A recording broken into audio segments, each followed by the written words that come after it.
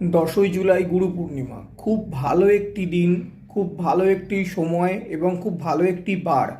এই সময় কিন্তু এই কাজগুলি করলে আপনার কিন্তু গুরুদেবের কৃপা আপনার ওপর বর্ষিত হবে এবং আপনার যে সকল কাজে বাধা পাচ্ছিলেন সেগুলো কিন্তু ঠিকঠাক আবার চলতে শুরু করবে। এবং যারা শিক্ষার্থী তাদের জন্য তো খুবই খুবই ভালো সময়। এই সময় যদি আপনি গুরুদেবের আশীর্বাদ নেন, আপনি যদি আপনার কয়েকটি কাজ করেন, দেখবেন কিন্তু আপনার পড়াশোনা এবং আপনার যে কোনো জায়গায় চাকরি ক্ষেত্র বলুন, ব্যবসা বলুন, আপনার বাধা কিন্তু দূর হবে। আপনি কিন্তু স্বগতিতে কিন্তু সেই কাজ আপনি করে দিতে পারবেন। কি কি কাজ? গুরু পূর্ণিমার দিনকে আপনি যদি আপনার পিতামাতা থাকেন আপনার বাড়িতে, পিতামাতার পা ছুঁয়ে প্রণাম করুন এবং পিতামাতার আশীর্বাদ নিন।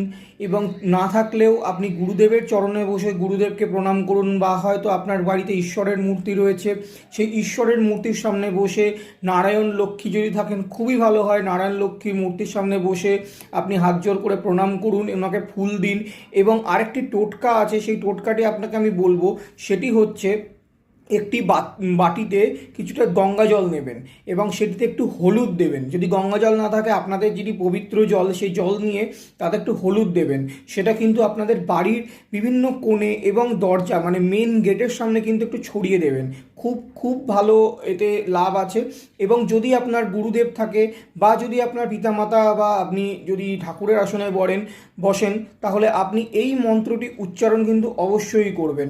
গুরু সাক্ষাৎ পরম ব্রহ্ম তস্মৈ শ্রী গুরবে নমঃ। ওম ওম ওম, এই মন্ত্রটি উচ্চারণ করলে কিন্তু গুরুর কৃপা আপনাদের ওপর বর্ষিত হবে। খুবই ভালো সময় গুরু পূর্ণিমা। নিরামিষ আহার করুন। সকালবেলা স্নান করে উঠে ঈশ্বরের চরণের সামনে বসে, মন্দিরের সামনে বসে ঈশ্বরকে প্রণাম করুন, নিজের মনের কথা জানান, পিতামাতাকে প্রণাম করুন এবং এই কাজগুলি করুন। দেখুন আপনার উন্নতি কিন্তু হবেই।